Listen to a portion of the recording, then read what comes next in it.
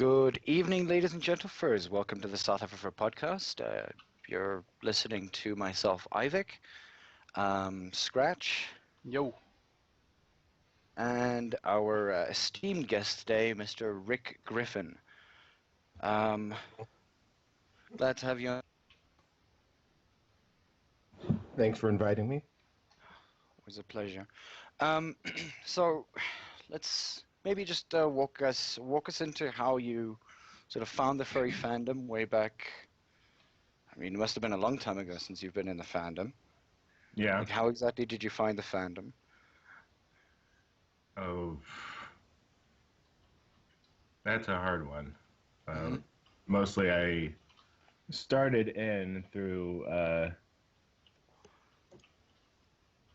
Dragon role-playing message boards back in like 2000. Uh-huh. I was very big into dragons when I was in middle school. Mm-hmm. Okay. And after I was out of that, it was into Pokemon role-playing, and especially anthropomorphic Pokemon role-playing. Mm-hmm. And then after that, when I decided that I'm basically done with this, I want to start doing original stuff. Mm-hmm. Uh-huh. And that's when I decided to make the transition over into furry, which I sort of learned as I went along during those years. Like that was like between 2000 and 2004. Mm-hmm. All right. And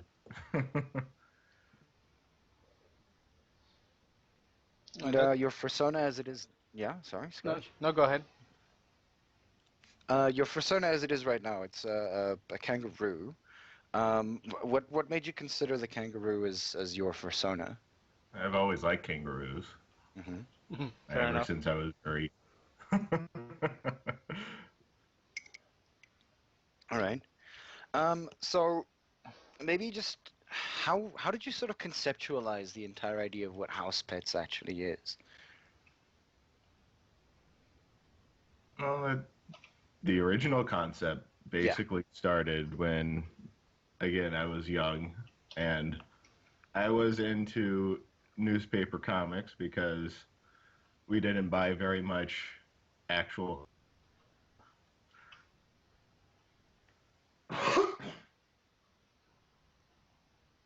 But when Bless I you. was really young, what I would like to do was basically make my own comic strips that were based off of my usual favorite comic strips at the time, which were Garfield, Bloom County, and Calvin and Hobbes. But Bloom County and Calvin and Hobbes had really complex artwork for me when I was that age. So it mostly was just mimicking Garfield because that was easy. Mm. But the thing that I always thought about Garfield was that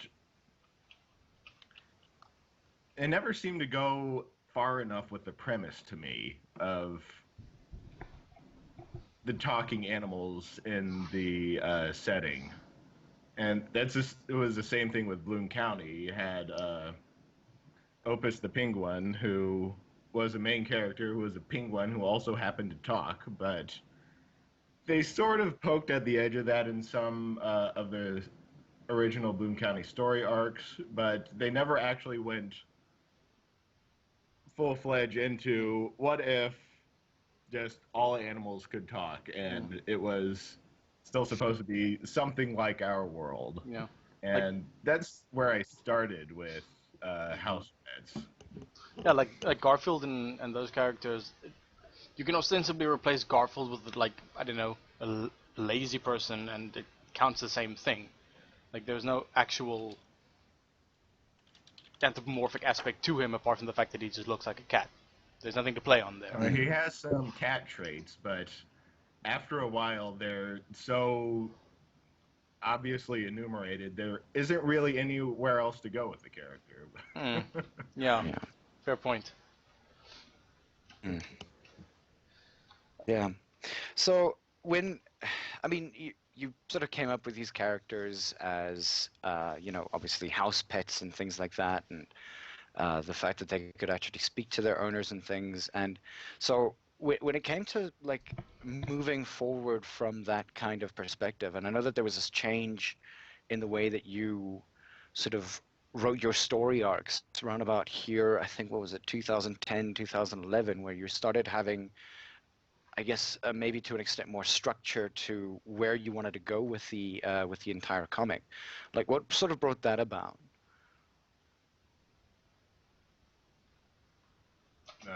Usually just always wanting to do something different. And it's like the problem with the gag a day strip is that if it's always just a gag a day, then every year is just going to basically feel like the previous one. Mm-hmm. And I want to go somewhere with it. And I didn't always know where to go with it, so I just made something up and started running with it. Because I mean, that's probably what happened with, I mean, like what's it, Garfield's been going on for what, the past 30 years now almost, and it has been gag a day, and it's really sort of like, I guess, lost luster. Peanuts as well. I could point to some of the story arcs in the 80s and the 90s where Garfield had some really weird, interesting ideas and story arcs, but they don't really do that anymore. So. Yeah, and like Calvin and Hobbes used to have those like multi-day, like almost week-long story arcs that they had at some point, and I can imagine that was quite like revolutionary for like funny paper style comics. It must have been awesome they've had story arcs since like the beginning of newspaper comics. It's just that with Calvin and Hobbes, the thing that Bill Watterson did was that he actually ended up forcing the syndicates to have him do whatever he wanted with the Sunday comics, and he started actually putting the Sunday comics into several of his story arcs. So instead of the Sunday comic being a completely separate thing that some newspapers could keep or discard, he said, well, if you want this strip, you have to have the Sunday comics. And I get to do whatever I want with the Sunday comics. I get to use the entire thing. I don't have to fit it into these weird little panels that you give me. Just give me the page and I'll run with it. He basically got half a page every Sunday. That's one of the things I've always really liked about Bill Watterson. He's like so uncompromising in what he wanted to achieve with Calvin and Hobbes. But I mean, it was him who obviously, I think, when he finally sort of quit his career, it was him who said that, you know, he never really wanted to like rerun the same joke again. And I think it was on that day, I think he called his producer and he said, "I'm running the same joke again. I'm quitting." I think that's sort of like the legend behind it, I believe. That sounds like him. Yeah, I read his resignation letter, and yeah, that definitely rings a bell. Yeah. But yeah, fuck, I had so many questions. So you were inspired by these you said, dare I say, these older comics from like the funny paper times. What about are there any inspirations you draw from like older web comics? Because I can remember like the early 2000s was like a really good time for web comics. I remember reading stuff like Ozzy and Millie, The Class Menagerie, Free Fall, Nip and Tuck. Like there were a ton of comics, web comics going in those days. Some of them, but probably not as many as you would think. Yeah, I guess maybe that was just the time I was as involved with them as it should have, as I was. Now, recently you've been branching out in respect to your Housepets comic, and you've gone into other sort of projects and things like that. Do you want to maybe talk a little bit about like where you intend to go with your side projects? I just want to make a lot of different stories. Like there's some people, out there who seem to only have like one story or one set of characters in them. And I'm the kind of person who wants to do everything. And I get myself into trouble a lot trying to do everything, but that's still the thing that I want to pursue. I want to make a lot of different stories. I can't shoehorn everything into House Pets. Mm. So there's already been a bit of an issue with my decision to do a little bit of the fantastic in House Pets, but I also realize it's not really a setting for science fiction. It's not really a setting for high fantasy. It's not really a setting for any slightly more adult stuff that I would want to do. It's not really a setting for a lot of action or horror or things like that. And I want to explore all of that. So I have a bunch of different projects that go every which way that I want to pursue. Hmm. Have any of them been received like uh, in a way you didn't expect? Like, has there been an overtly positive reaction to something you thought was, I don't know, maybe more of a throwaway series or a throwaway story arc than you thought it would be, um, or what? For House Pets? No, for any of Yeah. your projects. Any, yeah. Yeah, like. I'm always hoping that people receive it well. Hmm. Has anyone like, yeah, has it ever? How can I say this? Was there a point where you had to say like, okay, this thing's not going on anymore because people obviously don't like it, kind of thing, or actually that branches into a new question: how much do you let what your readers like drive what you choose to make? Like, do you make for the sake of making, I, or? I definitely try to not let them influence what I'm making anymore because that has happened in the past. Mm. Hmm. But it was with an older arc in House Pets, um, Dog Days of Summer, where I decided to go full blown into the fantasy element in House Pets. And a lot of people did not like what I was doing when I put King onto the cosmic D&D table. So to get up 9 o'clock the following morning and have an addendum to that comic that explained that no, I'm not going at a 180-degree angle from what the comic is. Hmm. Speaking of King, I mean, obviously your main characters or your main protagonists up until, recently have sort of been Peanut and Grape. Uh, uh, and obviously, like a lot of people are beginning to see, and I remember I was watching or reading through the forums at one point, and they were talking about like almost at the end of the year, or at least of every year of House Pets, you've almost ended off with King and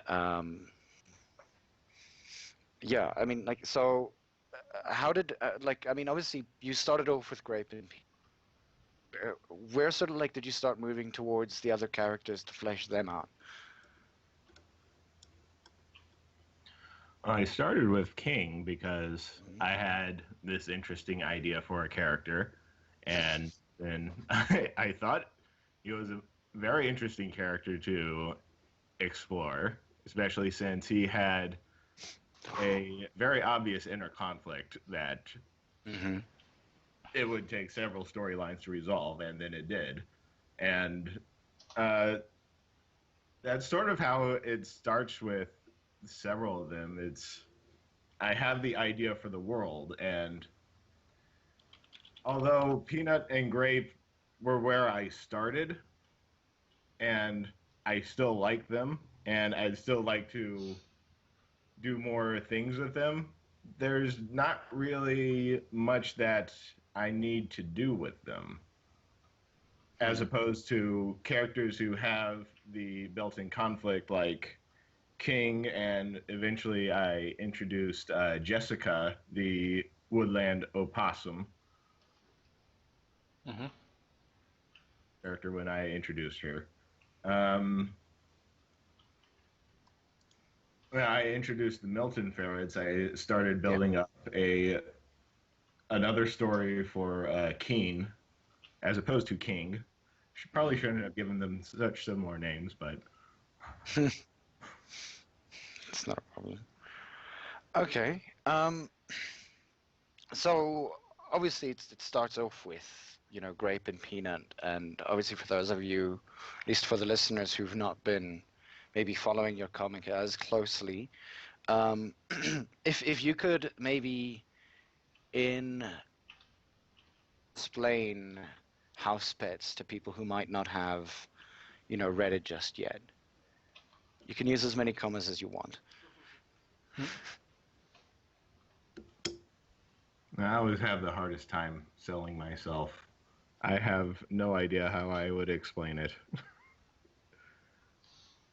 Hmm. Oh, Because I could yeah. say it's a world where your pets walk and talk, Like and that sort of covers the basic part of it, but there's still like a ton of stuff that I leave out of that. Mm-hmm. Mm, What? Mm-hmm. no. I was just clearing my throat. Sorry. Oh. When it comes to the Ursa Majors, now, I mean, you've won it since 2009, barring 2012, I'm pretty sure 2013. I won 2012. Was it 2011 then? I know that there was one that there was missed, and I think it went to I got 2011, 13. 2010, 2009. Yeah, it was 2013. Uh, No, I to got 2013. House Pets.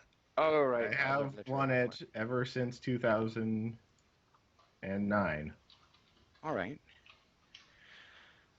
That's quite the achievement, though, I have to How admit. does? Yeah.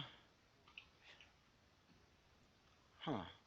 Yeah, Ivik. 'Cause I see that your book was your book was in for your collection. Are Yeah, the gonna books sniff were in everybody. it Yeah. for several times and they didn't win. I'm like, Yeah. that's okay.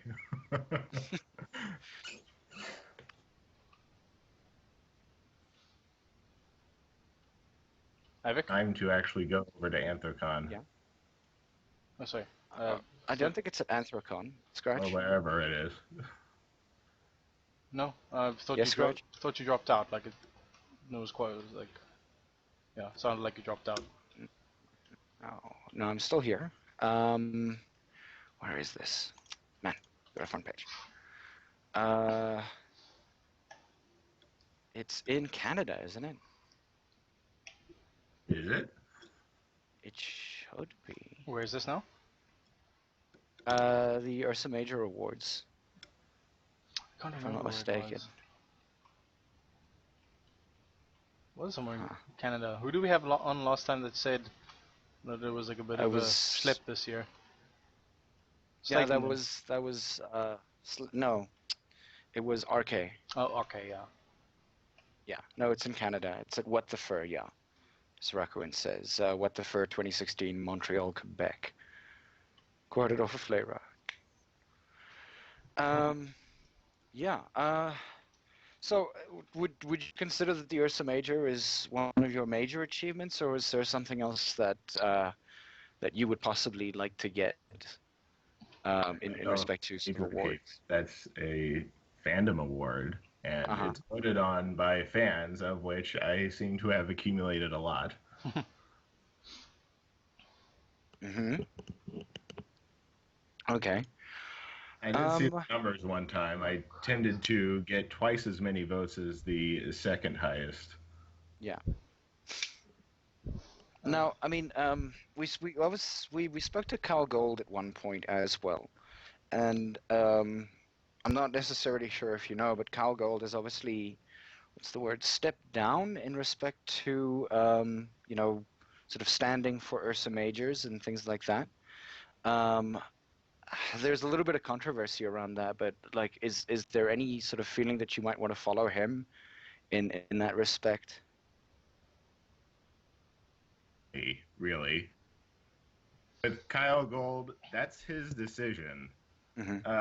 But I understand a lot of people would think that it feels like he is self-proclaiming his own lifetime achievement award and saying, "Oh, I already won as much as I could." Hmm. Okay, so you're putting out a challenge here. Is that what you're saying? Yeah, basically. Okay. I want someone to do better than me if I'm going to.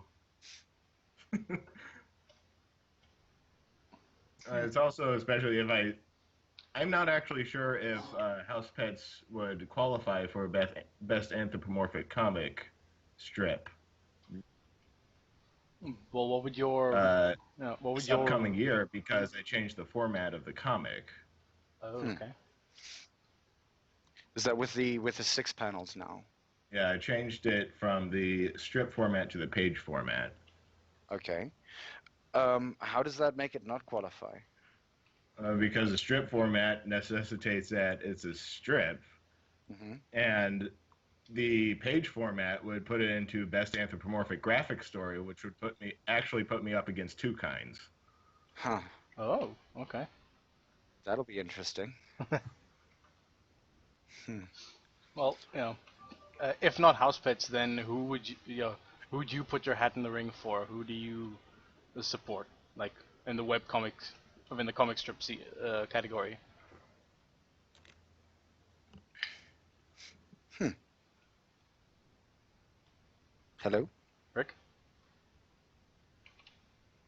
But that Oh, obviously took his influence from me. Rick. Sorry. Could you roll back? Like, we didn't hear the first half of your answer. You, your connection like I skipped say out of I would support Tim Week's save state Uh-huh. because he obviously took his influence from me. it. All right. Hmm. Cool. All right. And when it comes to storyboarding, like, how far in advance do you storyboard? Not as far as I should. Like the South Park dilemma, like write storyboard everything, like the day before production or the week before production. Hopefully not that. The entire story arc figured out before I actually start committing to it. But it doesn't always work out like that since I have to have my output consistent. And that's usually more important than just waiting until inspiration strikes. Yeah. All right. So, I know that I asked this question offline, but I mean, you were a guest of honor at what was it, 2011 and 2013. Now, what is it? What does guest of honor sort of entail? I have no idea. They ask me to do things, they pay for travel and the hotel room, and then I mostly sit in the dealer's den all day. Hmm. Bonus. Have you ever hosted a panel? I've hosted a couple panels. Hmm. When I was at Confuzzled, that was one of the things that they wanted me to do was host some panels, and they put me on 3 panels, and I panicked, and I had absolutely no idea what to do. Hey. Hmm. All right.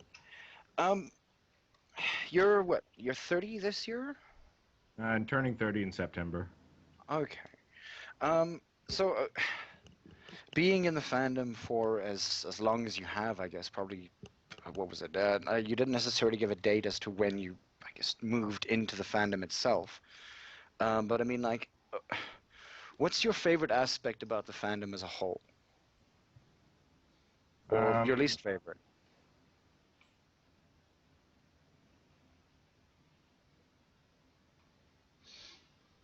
Rick.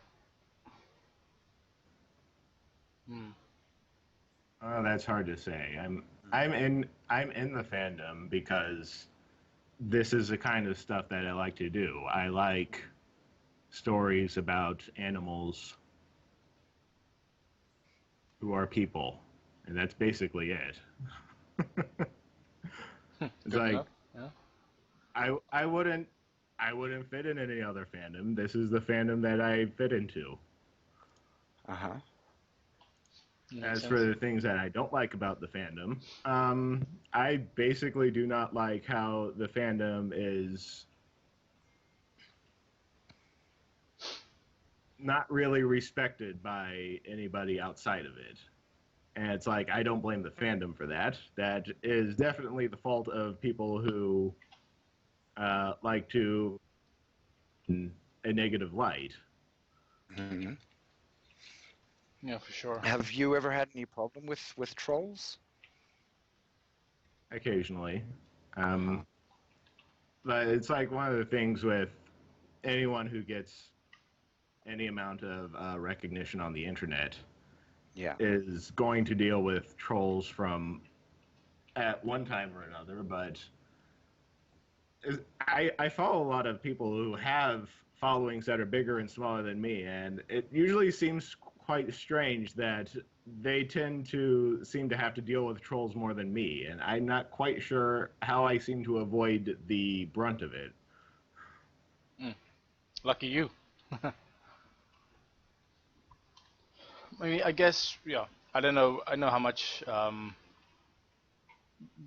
the actual media that you produce factors into it. Yeah. I mean, maybe it's just the fact that your comic is, I don't know, maybe resonates to more people, or like people find less to bitch about it, or I don't know. I mean, people are gonna find something to bitch about regardless, but maybe There's yours is people who some, find stuff to bitch about. yeah, maybe yours is somehow less offensive. I don't know. Yeah, I mean, and it was odd. I mean, like I'd been following your comic for quite a while, and it was only up until recently that while I was speaking to Tempo, he's like, you know, but you are in fact a furry, and I'm kind of sitting there going like, but no, it somehow doesn't make sense to me. It was kind of like that. It's the Calvin and Hobbes effect, I guess, with and possibly even like with two kinds. I mean, I, it's not to say that Tom.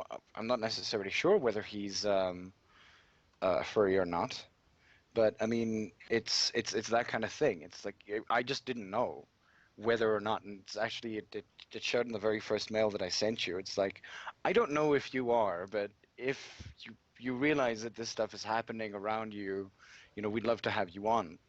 So maybe it could be something along the lines of that. Is that as furry centric as your comic is, for some reason it didn't seem as overt.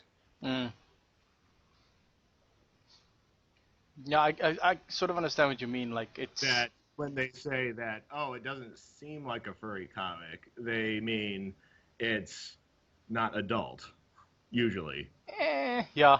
I think that that counts a bit in its favor for sure. Hmm. But yeah, it's not as how do I put this? Um, yeah, maybe it's like the idea that it's not specifically like set in a furry only universe. It's like there's still the idea of like pets and pet Hmm. ownership and stuff like that. Well, there's the other thing with the furry universe is that you have the idea of a furry universe that is for the furry fandom and probably not for anyone else. Is this world where any given person on the street is represented by any given animal that the artist would want, Hmm. Hmm. and that's basically it. There's no justification for it. They romantically pair up however they want. They have family units however they want. Uh, about biology or whatever, and there's usually basically not even any uh, eye towards a world building in that, other than it's basically a world that happens to have people who are fuzzy animal people. Okay. Um, now, what single aspect of your art and stories do you consider the most important and work the most towards? I try to make sure that the message of my stories is good and positive. Mm-hmm. Even though I also like to make sure that don't all the negative parts, because it's not just absolutely fluffy, Murray Purry, that sort of thing. Mm-hmm. Okay. All right. Huh. Um, Obviously now that the humans are a factor within your storyline and things like that, do you ever think that they're going to take a more, I guess, important role at any given point? Is that what you're possibly working towards? I've tried that on occasion, but it doesn't seem to work for this strip.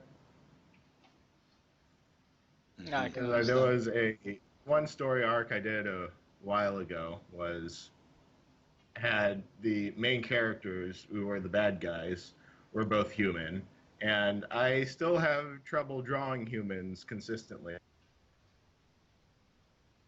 Mm. It didn't seem to work right then. But the other reason is that the strip is called Housepets, and Yeah. I figure I should at least attempt to make it focus on the animals, especially Mm. since that's what everybody's there for. Fair point. Yeah. Okay. And it's very interesting what you've been doing recently as well. I mean, with I guess with Milton's uh Ferrets. arc at this point, Oh, where that kind of thing has been happening and all of that kind of stuff. I mean, like I personally feel. hi Vic.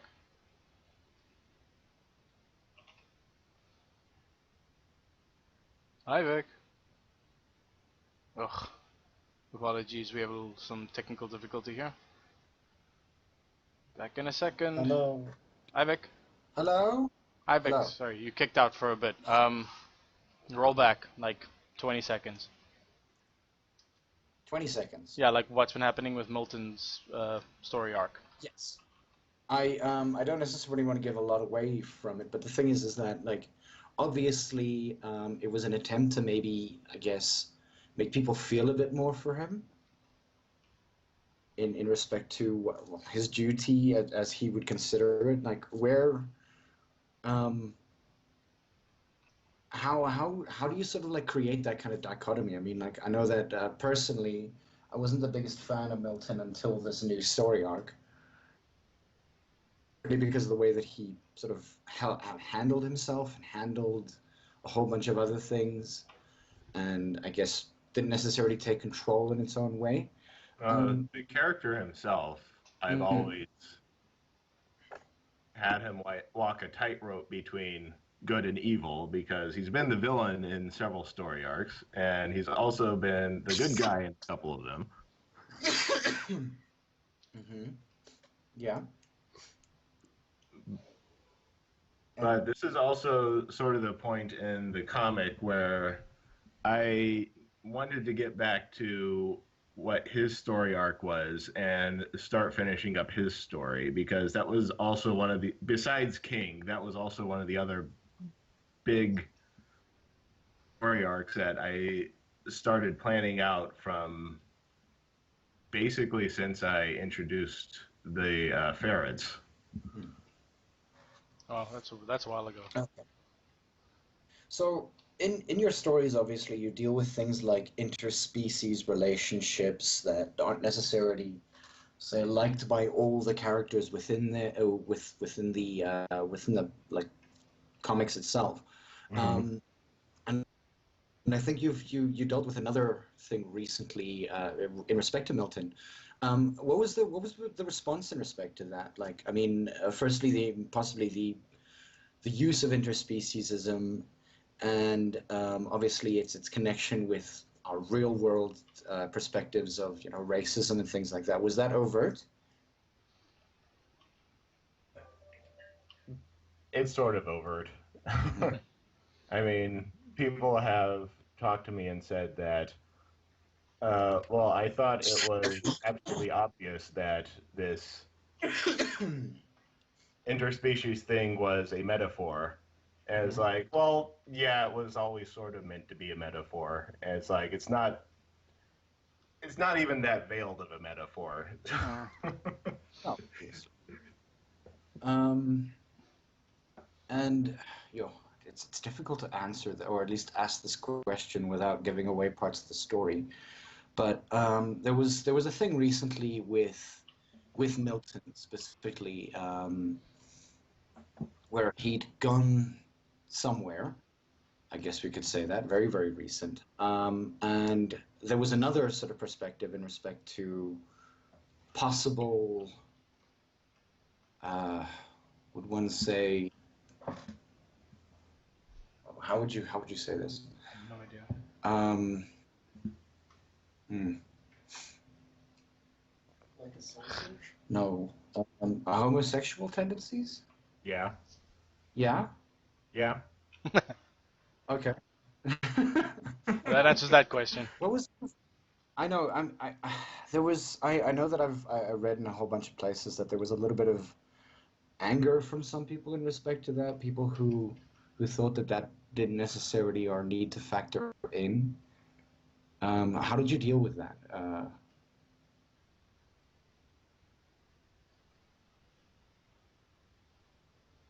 Hello. I tend to let the fans talk about it however they want, but I can't actually let it affect how I am going to tell the story because when I'm in the middle of the story, I have to want to actually get to the end of it. Yeah. So I don't usually read up on comments until I'm done with a given story and then see how it was received. But Okay. with Kane, yeah, another male character in there who flirted with him, and Keen seemed to be okay with that. It's very And cute. my way of saying, okay, Keen is probably more inclined towards males, Mhm. and that's okay. Hmm. I I don't mean, think of it as a big deal. okay. Yeah. Yeah. I don't know. I personally found it to be like one of the cutest things around. I was sort of sitting there, especially during that comic arc, and especially during like those two or three panels. I was very, very excited about it. I was going like I actually at first I thought that um it was actually a female until my flatmate at one point told me, but you do realize that this is actually like a male, and I was like, huh, no ways. So yeah, I mean, like it kind of surprised me, I guess. Although I don't necessarily think it should surprise me, but it was very, very interesting that you brought that in, and then I guess it's pretty cool that you're doing that. I think that you're actually placing these issues that we have on a more, I guess, human level, and placing it into your story in the way that you do. Sort of just so by the way, this is actually happening, that kind of thing, Mm. Uh, without having to, tiptoe around the subject. Yeah, sort of. It's not really supposed to be met with fanfare. It's just like, oh, this is a thing. Yeah, yeah, well, I don't think it's something that, especially when I am already the one who's telling the story and I have made the decision to include it, I don't need to give any more fanfare than that, I don't think. mm. Well, that's fair. You know, that's Um, yeah, no, go. no like That's basically how it should be. I mean, I sort of wait for the day when it's not so much of an issue anymore, and people aren't like, oh no, Yeah. there are lesbians in Finding Dory. Ban this movie. Kind of thing. Oh no, there are lesbians in a straight bar. Oh my god. Oh wow, how did that even Yeah. happen? Okay. I thought There's a this is question hallowed here from ground. Kate Fox. This is my beer has been sullied by your presence. I can't drink this anymore. There are dykes Um, present. Excuse me. wow. Raven Song says that we need lesbian fish. We have one. A random assumption. Yeah, we do. Cape Foss, Cape Foss asks, how do you get drunk on orange soda? I added the orange soda thing into the comic first because it was like very early in my comic. Some people may have recalled that I started throwing in a drug reference using catnip as a substitute, and a lot of people did not like that. They thought it made the strip too adult. I looked at it again, and I'm like, I don't think I can actually do this the way that I intended to do it, because the way that catnip was supposed to be used was like just cigarettes. Mm. But the way that I end up drawing hand rolled cigarettes was more like marijuana. And I was like, that's definitely not the direction that I wanted to go. So I decided to cancel that entire thing. And that was one of the things on which a bunch of trolls decided to jump on me. It's like, oh, you're never going to live this down. Down. But but when it came around to that part, that was not that long after. I mean, I think it was only half a year. Yeah. That half a year, 2 year, 1 year and a half, maybe a year and a half. But anyway, there'd be. I had opportunity to. I wanted to have a character be drunk, but so the question was, well, do I include actual beer in the comic? And I didn't want to answer that question yet. Eventually, I would have references to actual beer in the comic, but at the moment, I just decided to put an orange soda in Keen's hand because I thought that was kind of funny. So he got drunk off orange soda, and then that became a thing. Was that in any way sort of like a call out to Keenan and Kel? I never put that together. Yeah, because Keen and orange soda. I do not remember that from that comic Who strip. loves orange soda? But then again, I've only read like maybe a year's worth of that comic. Oh no, Keenan and Kel, the old Nickelodeon TV all show. That's, Oh, that's One a with- different one? yeah, it's a Nickelodeon TV show. It was a skit show that was on All That for a long time, and then eventually became its own sort Show. of like spin-off in respect to that, where Oh, Keenan and- okay. yeah. Yeah, I don't remember orange soda from that either. Okay. Sorry. I make very, very bad references. You watched. That was- Did, I get where you're coming from, but yeah, that's Yeah. that's a bit too vague. I think just orange soda, but yeah. It's what's epiphagia, something like that. The human mind making connections where there aren't any, kind of thing. It happens. That's what I do for a living. Yep. All right. Aside from the comics and everything, like what else do you do? Like sort of maybe I don't know or is it just comics that you're focusing on now? Is that your life right now? I'm mostly focusing on comics, but I have Housepets, and I've been working on A&H Club a bit every so often, putting a page out there. I have a bunch of other stories that I've been working on, but I have recently decided that instead of doing them as prose stories, I'm probably going to adapt most of them differently. Like, there's the one in the New Age I've been working on forever, and everybody's always been asking me when I'm going to actually release something official for In the New Age, and I've been attempting to make that into a novel for the longest time. But very recently I decided I actually started In the New Age as a comic strip back in 2004. That was a webcomic. I think you might be able to still find a couple of the pages somewhere online. But I decided I want to bring that back as a comic, although that will probably not be until a year or two from now. Uh-huh.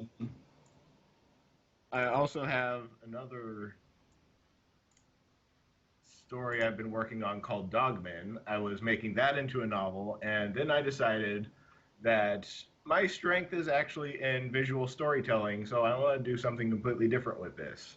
I have been wanting to do a video game for a while, but I have no idea how to program. But I thought that Dogman would be a good fit into making into a visual novel, if you know what those are. Mm-hmm. Yeah. I know, what's it? Tempe has actually been working on a visual novel as well with Scratch. What's the entire name of it? Alice. Allison's awesome new robot spaceship body. Robot something. Yes. Yeah. Something like that. So, yeah. And Scratch is also very good at programming. He made it in a program called Twine, which is very like a pretty simplistic engine that sort of just stitches scenes together with the ability to click between them. So if that's as much as you need, then perhaps Twine is your best bet, and it can be done like. I've tried Twine. Twine seems a little rudimentary to me. I wanted something that was a little more robust and a little more like, well, basically the way I keep thinking of it was like the way that Phoenix Wright does their story parts. Okay. They have the background, the character in front of the background who is very slightly animated, and you have the text. Oh, I And think that seems like a perfectly good way to tell a story to me. yeah. I think like there's programs like RPG Maker, I believe, would help you with that. Yeah, I've also tried using RPG Maker, but it is not quite as geared towards that. I'm currently using a visual novel maker called Tyranno Builder, although there's some limitations to it. I might want to throw it out in favor of another at some point, but right now that's just in the early stages. And that story that I am doing with that one is Dogman, which is take on.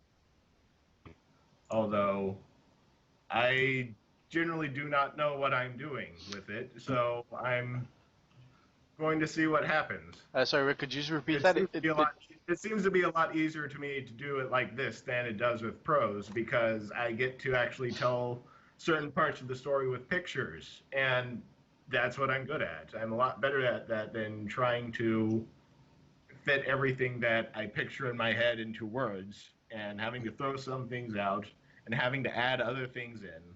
And that's always been the hardest part of writing prose. I'm not giving up writing prose because I have another story that I've been working on that I don't think can work as anything else but prose. It's a standalone story called Nothing Lasts Forever. That one is basically just a furry novel, as I described before. All the characters are animals, and I don't give any explanation for why they're all animals. They just are. But that's a sci-fi story in which this raccoon has contracted a devastating disease, and the only way to save him from it is to put him into a brand new body that is completely synthetic. And that's where the story starts. It keeps going from there for a very long time. And that's just a standalone story I came up with a while ago. Most of my stories, I seem to want to do even more with that than just one novel or one story or whatever. Like I have a ton of things I want to convey, and it's always the hardest thing to figure out how to do it and put it into a coherent story that people would actually want to read.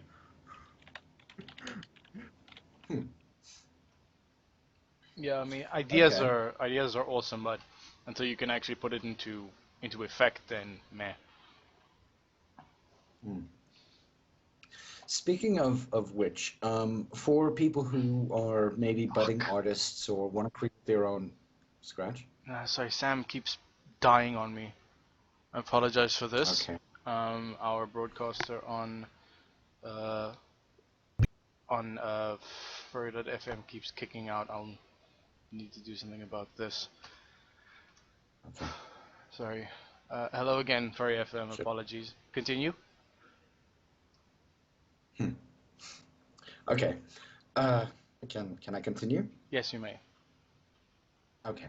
Um, like so for budding artists or for people who want to create their own like comic series and things like that, do you have any uh, advice that you would be willing to sort of share with them? Say, what exactly do they have before they start the idea?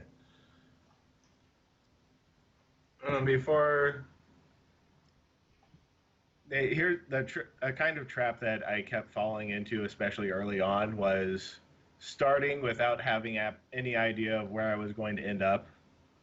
And that works on the small scale as well as the large scale. Sometimes early when I started House Pets, I'd lay out a comic and then just start from panel one and not know how it was going to end when I got to panel four. And that is not something that you actually want to do, because that would increase the time that it takes for you to do it, Hmm. especially if you actually care about it being coherent by the time that you get to the end. Mm. Um, so that's the first thing, is to have the patience to just sit down and figure out what it is that you're going to do before you burst with enthusiasm into doing it. Hmm. At the same time, um, you can't stall forever. If you want to do something like make comics or draw art, then you have to start at some point, so you might as well start. Hmm. Yeah. Hmm. Um, and uh, you keep a pretty like tight schedule. I mean, 3 strips a week is more than a lot of people can muster, or like quite a few comic strips that I used to follow that can muster. What do you do when you fall into a slump, like a creative dip? How do you get past writer's block, artist block, whatever you want to call it? Panic and worry a lot. I guess that works. Is it seriously just You a have case to of be like, willing to reapproach the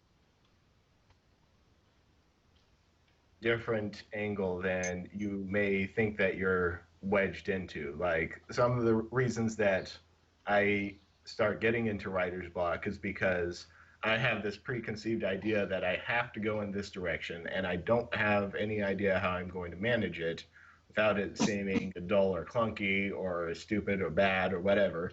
hmm So the only way to get out of the writer's block at that point is to basically uproot all of that and then start over from where I am and say, where do I actually want to go? that's a really good suggestion. Thank you for that tidbit of knowledge. Awesome. Um, now, scroll up.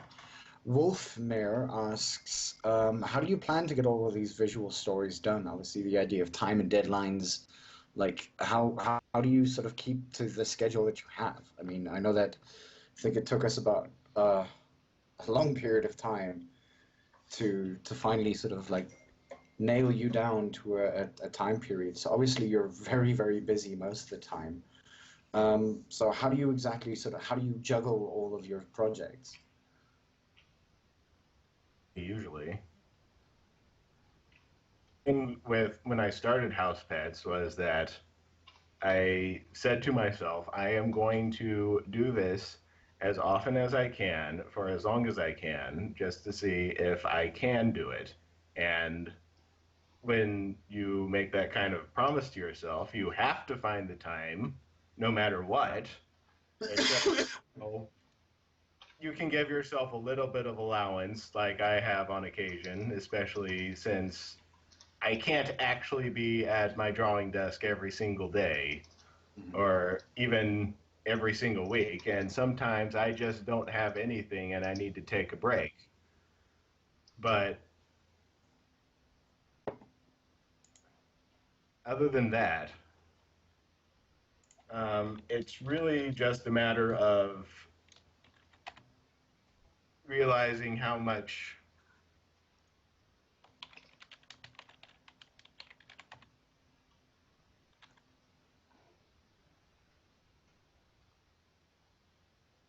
realizing that you need to make time in order to do it.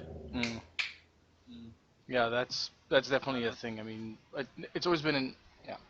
I've started working against saying I don't have the time for it, uh, in favor of saying that it's not a priority for myself, and that sort of helps you to like weigh up what you want to do and what you have to do.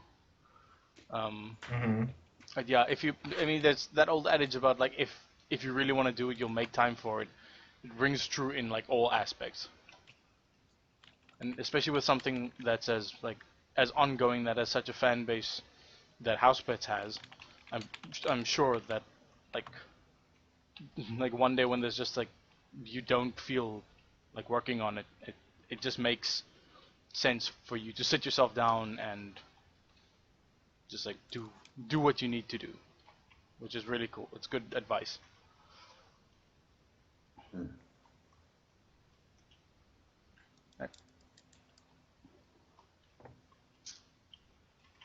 Do you foresee that like there would ever be any like definite end to house pets? Like, I know this is like might be a little bit doomsayery, but is there a way you want to conclude it, or is this something that's going to continue in perpetuity until you're done, until you think it's done with?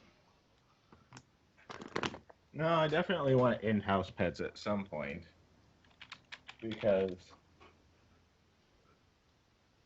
I am also one of those kinds of people who think you can't do one thing forever and expect it to have the same momentum like when you began. Mm.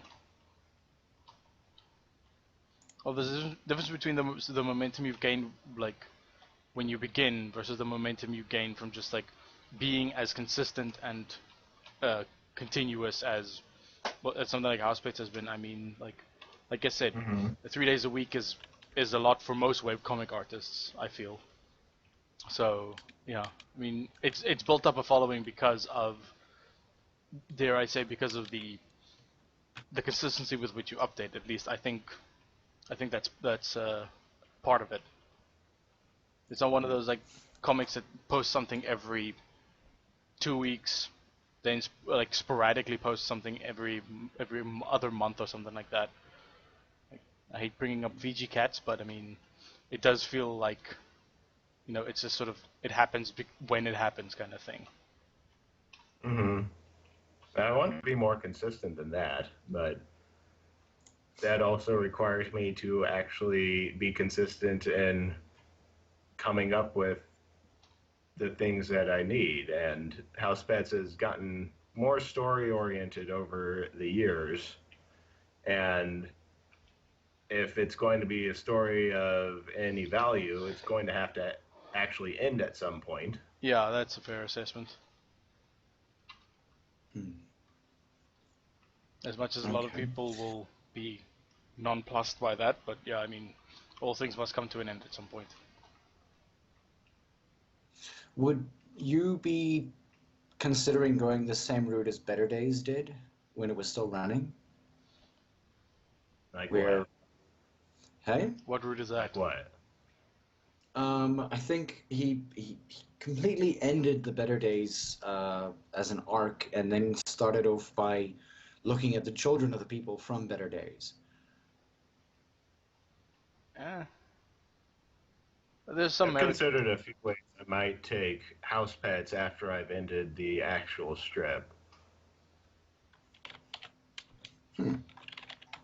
Okay. But it wouldn't be like on a regular basis anymore after that. Mm. Yeah. Okay. Okay, that makes Uh, sense. mm. Now, your art style is, I guess for lack of a better word, extremely cute. Uh-huh. Uh, how do you intend to do a horror-based comic with the kind of art or the artistic style that you have? I do not know. Fair point. Nothing ventured, nothing gained, though. I'm already well aware that several of the characters that I have drawn for that are cute, Hmm. but I I do think that there is something in taking cute characters and putting them in very dire circumstances that has a way of elevating that. Well, a la Happy Tree Friends. For that, one of my favorite movies is All Dogs Go to Heaven, Yeah. and that's sort of the same thing that Don Bluth did in his golden days. Mm. Take very cute characters and put them in absolutely terrifying situations, and that is one of the ways to actually build empathy. I think is kind of effective. That's very true. Yeah. Have you heard of an artist called Okemono? Maybe. I think it's a she. I'm not sure if it's a she or a he. But she obviously has sort of like a similar trend in what she does. I'm going to call her a she. So it's been decided. I have sexed her. Wow. So, like, obviously, she takes relatively depressing topics and then obviously brings them out in very, very cheapy ways. Hmm. Is that kind of what you'd be going for as well? Not necessarily cheapy, but yeah. I Oh, think I know the. maybe. I think I know the artist you're talking about, Ivik. Mm. Yeah. Should be okay. But Gotcha. man, there was a what's his name? I mean, I feel you, Rick, in the idea that like sort of a cartoony style shouldn't necessarily throw you off from like tackling ideas that don't like land in that sphere. I mean, look at something like Cheap Thrills, which is another like webcomic Uh-huh. that's been going on for a while, and it touches on like a bunch of different things that you don't necessarily see in or don't necessarily expect to see in those kinds of comics. And I mean, it works really well. And even with something like in the horror genre, I completely understand how they can like how the one can help build up the other kind of thing. Hmm. I wonder if Cheap Thrills is back on. I haven't read it in a while. Oh well. Cheap who? Cheap Thrills. That was Okay, Cheap this Thrills. Okay. that web comic. Yeah, another web comic from a while back. But yeah, regardless. Hmm. Best of luck trying to figure that out, Um, though. yeah. Iggy asks, how many comics are you on by now in respect to house pets? I passed the 1,000 mark a while ago. Uh-huh. Congrats. I don't know exactly where I am right now. I'd have to look that up. It's not on your wiki for a page. um, and what what would you hmm, for anybody just willing to do art? I mean, I know that you've said like just do it in respect to people who want to like start doing art or start doing comic strips and things like that. But what was your most difficult thing to sort of get under the knee in respect to like your style?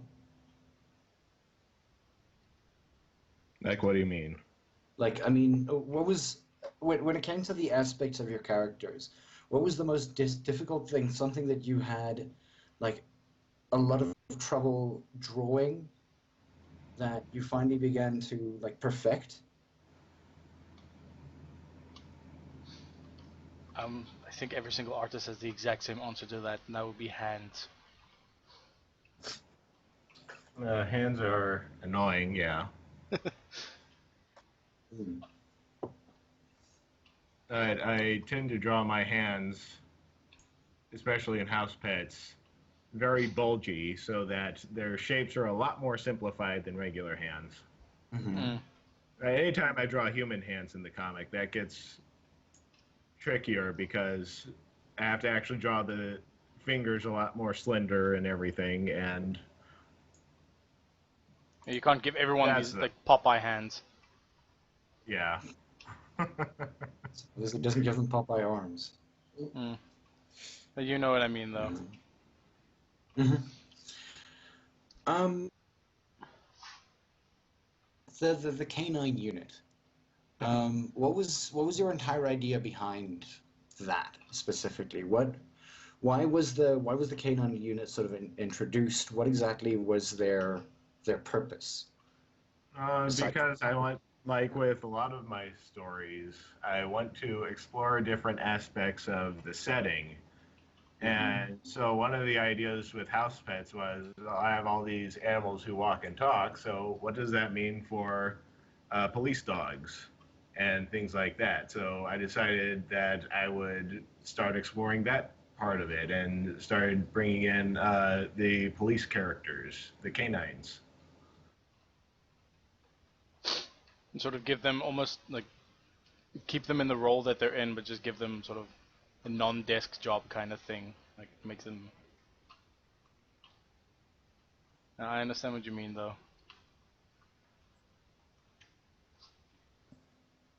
Ivik? uh, Oh, you're there. yes. Sorry. You're. Yeah, looked Yeah. like you were talking. Um, I was asking about cats joining the canine unit. Oh no, I didn't get that. Hey, Right. Rick, Yes. would a cat ever be able to join the canine unit? The question is, would a cat ever want to join the canine unit? Yeah. Well, why not? Well, I mean, a cat's already in a relationship with the yeah. dog, I guess. If you, and hell, I mean, Joey is like towing the line between sort of cat and dog kind of thing. So perhaps there would be a cat who feels the same way, but like maybe helping out as if in the canine unit. Yeah. No, Or, it'd be an interesting thing. Kind of Zootopia-esque. Uh-huh. Well, Cape Fox obviously says that Great Bear kicks enough ass to be able to join. Yeah, but that would cut into her personal time. Yeah, nap like time. lying around Yep, and totally. being annoyed. That's totally a cat though. My cat does the exact same thing. Do nothing.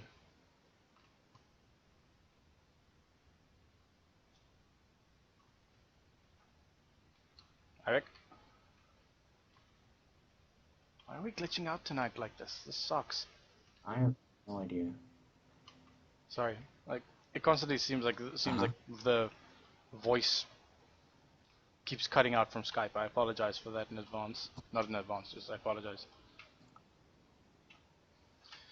And I know for a fact that Sam's gonna die in a bit as well. So sorry. It's a bit of a shit show Uh-huh. tonight.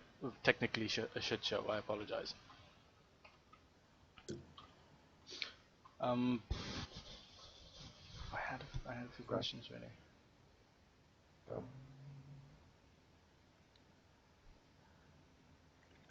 well,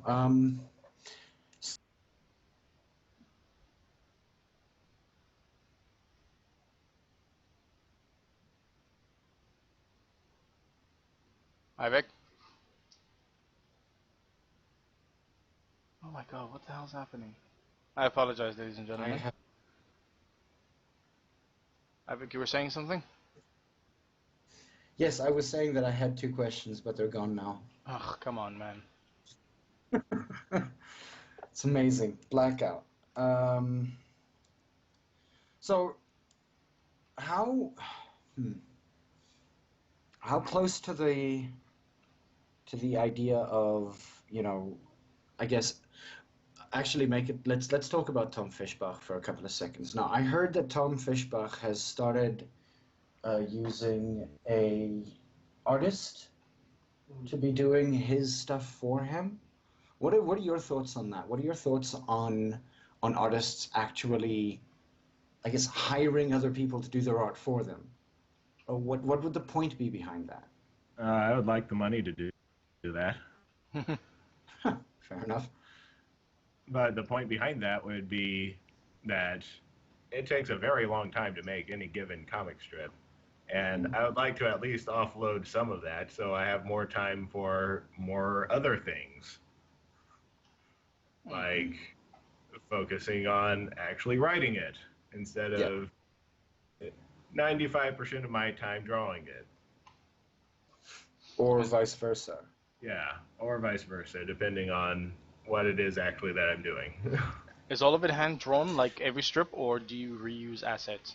I'm assuming reusing assets actually like speeds up the process a bit, but then it does become like, that Xeroxed head, like Yeah, I vibes. used to reuse assets back around 2009, 2010, but nowadays it's all hand drawn. No. And I suppose you get a little bit more proficient in your own style, so reusing assets becomes almost not really redundant, just yeah. It's better to do them by hand if you're quick with it anyway. Yeah. But I mean that's obviously sort of like another thing is that the more you do something, the quicker you are able to do something. So on a scale, like how long does it take you to draw or to turn out a strip? Let's say you have the idea ready, like there's no more Yeah. writing involved. You have to like churn out the imagery for it, the actual visual gag. Well, let's see. That would be somewhere, depending on how many characters in the strip I have to draw. That's usually somewhere between, let's see, there's the sketch and ink phase between 2 and 4 hours. Per comic strip. There's the coloring phase, which shouldn't take more than an hour. It's usually like 40 minutes for any given strip. Hmm. That's a pretty decent clip, I have to admit. Like you can The basically get 4 hours is on the outside. I hopefully get a comic sketched in inked within 2.5 hours. But like I said, if it depends on how many characters in the strip I have to draw because the characters are the most complex things to draw in the strip. So if I have several panels, like back when I was doing the actual long strips, if I have a 4 panels and it's two characters talking to each other, that's 8 characters, and that would usually take the maximum amount of time. Uh, Besides any given strip where I have to actually draw out a complex background or something. Okay. Um, like obviously like that kind of stuff takes time and things like that. But I mean, what was the longest that you ever spent on a 4-panel comic? On a 4 panel comic? Yeah.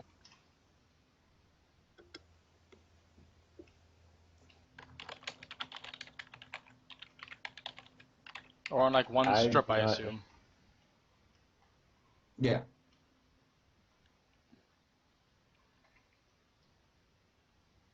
There was, I know which one I spent the longest on a 8 panel comic, although I think that one only ended up being 7 panels. That was during King and Bailey's wedding.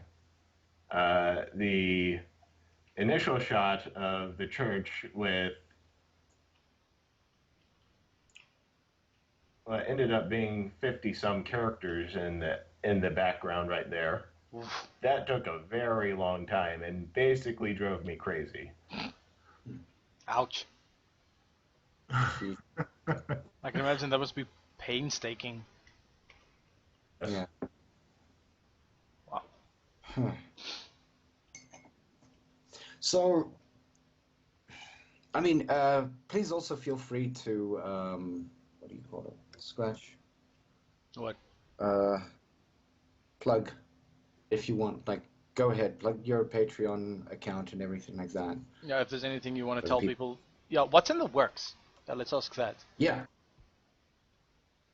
Like, is there anything new in the works? My Patreon, patreon.com/Rick Griffin.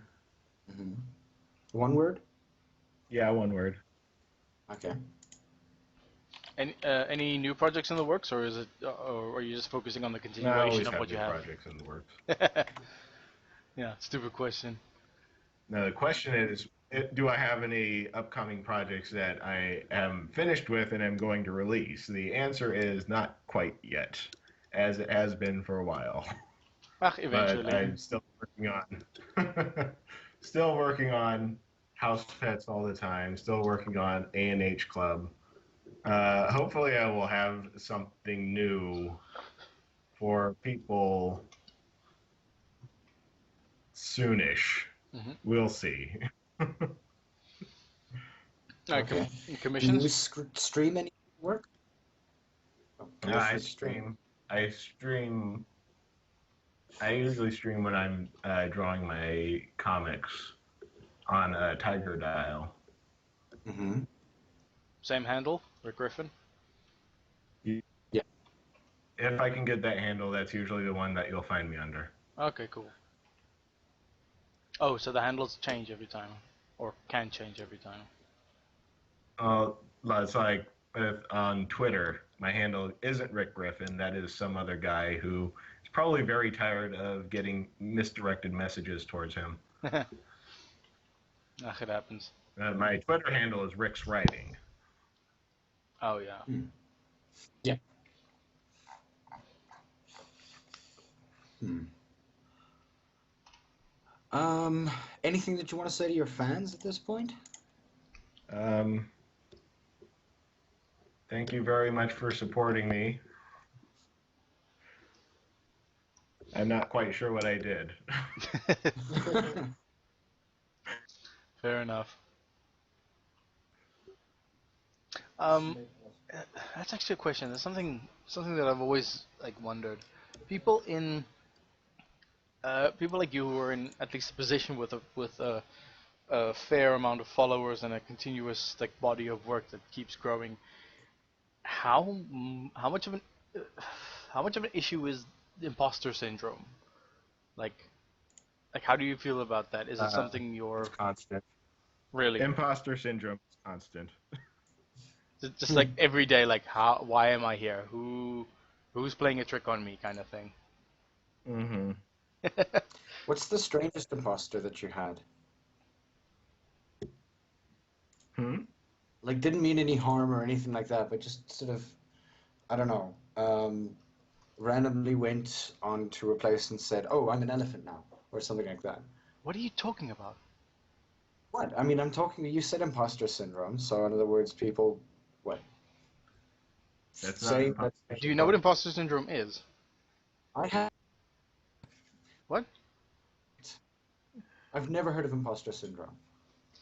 It's Imposter syndrome is the feeling that you get when you have been given a bunch of success and then you sit and start thinking that you don't deserve it because you must be an imposter. yeah, like Like, the universe is I'm not playing the some trick one on who you. earned all the success. That's definitely not me. I'm just this nobody who nobody would actually care about. Like That's when, what imposter syndrome is. when is the man with the clipboard coming to tell me this is all a joke and take me back to my real life? Yeah. I've never heard of that before. Really? I literally thought that imposter syndrome was like somebody Stealing playing your as identity or you, something. stealing your identity and going onto a different website and saying I'm an elephant. No. No, far from it. That's would not know.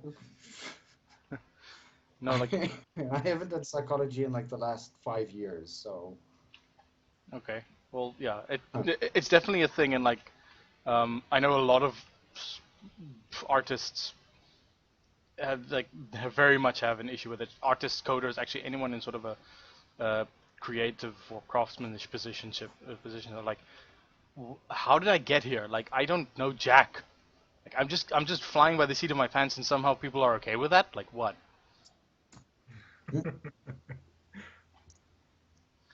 okay. Yeah. Sorry for my ignorance. Yeah, good to see it's not getting to you too much. Oh, don't worry, it's gotten to me already. No, I mean Rick. I mean, good to see it's not getting to Rick as much. I have plenty of other anxieties, so imposter syndrome is only one of many. Oh. Well, yeah. I mean, you're doing something right, so at least take that to heart. Thank you. Ugh, Sam killed out again. I need to talk to Professor about this. Apology. My eyes. Apologies to everyone again. One sec.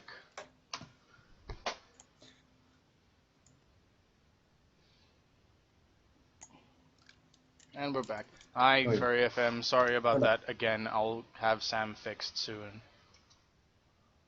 Okay. Scratch, could it be that you're just going at too high a rate for your internet? Because that happens to me. Nah, it's this new Sam. It's always been giving issues. But yeah, I'll have it fixed before next week. Okay. Right. All right. Speaking of next week, I think it's about time to wrap Yeah. up. Unless there are any more questions pending from the Peanut Gallery. Not that I've seen. Iggy Twiggy says, why not make a comic strip called Furries in the Dark and all you see is speech bubbles? Easiest artwork to do. Easy peasy. Yeah. Every now. No, that's Work just, and all arranged. well, that's the Xerox heads problem again. Like, you might as well just like write tweets then. A la, what's his name? Man, how is it that I forget this guy now? The comedian. Smith, Jaden Smith. Oh no, dude, he's Yeah. We don't speak of him. Best tweeter. He is the best tweeter. It's the most amazing thing. My I personally think the British comedian Jimmy Carr has completely found his audience on Twitter because everything he says is just like a tweet's length. Yeah. I've said this before though. But yeah. Raven Songs says Twitter is James Blunt. I would actually tend to agree. That guy has sick burns. James Blunt, really? Oh, believe it or not, check out James Blunt's account. It's absolutely amazing. It's better than watching Trump on a daily basis. Dude, a lot of things are better than that, but let's not start. Don't want to get political Yeah, on no, this fair show, enough. or any more than we are already.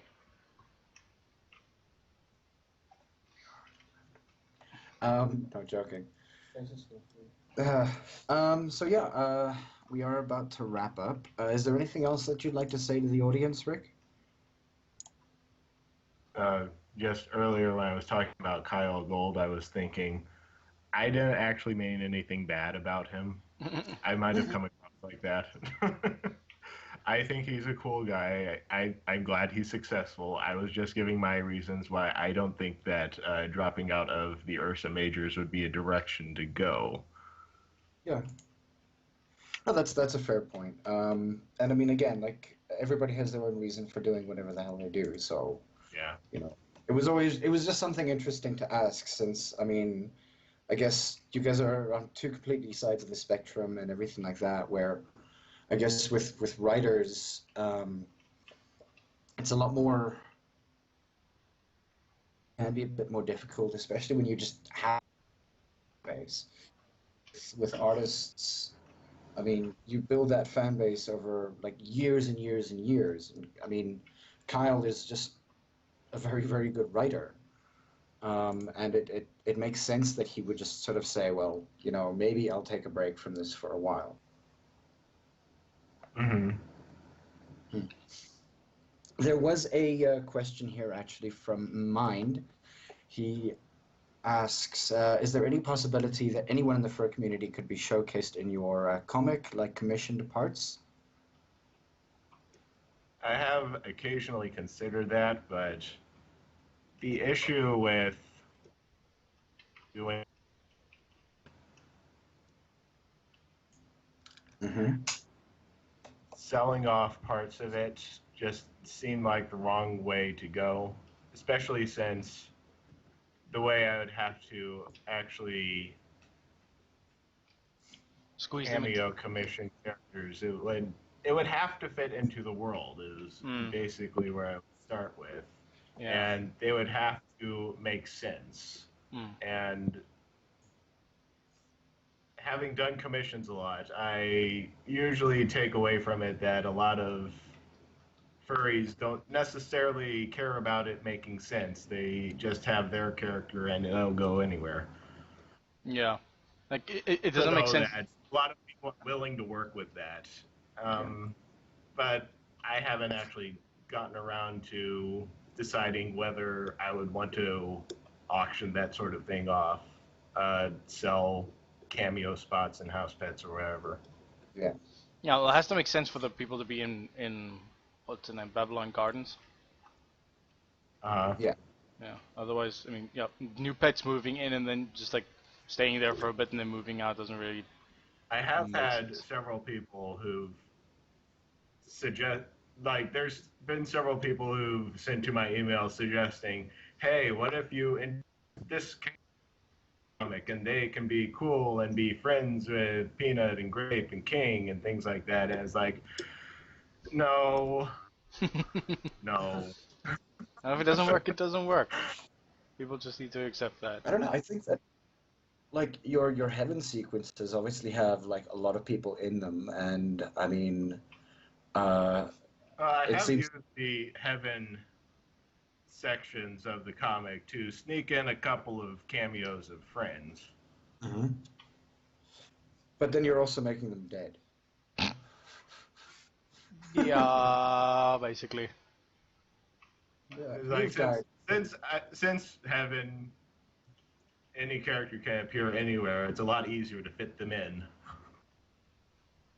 Yeah, true. Yeah.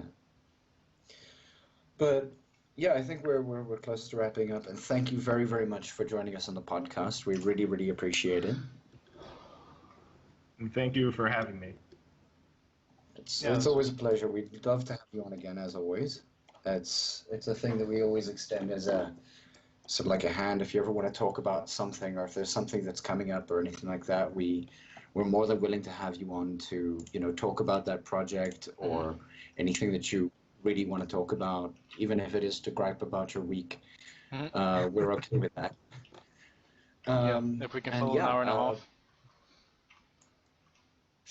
yeah, But yeah, like I said, thanks again. This was really fun to have you on. okay. Thank you. Okay, and Ivik, shoutouts? Can you hear me? Yeah, we can hear you now. Okay, okay. Shout outs to Mine, Ravensong, Cape Fox, Totem, Wolfmare, Raccoon, Dark, Iggy Twiggy, Proxy Fox, and Dale, and Adrian, I think, was also there.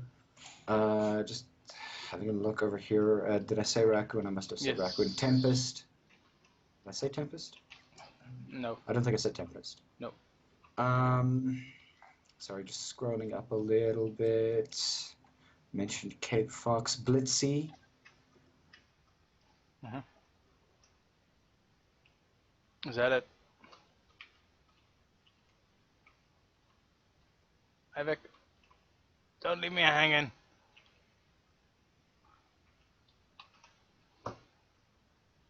Hi, Vic. God damn it. What the hell's wrong tonight?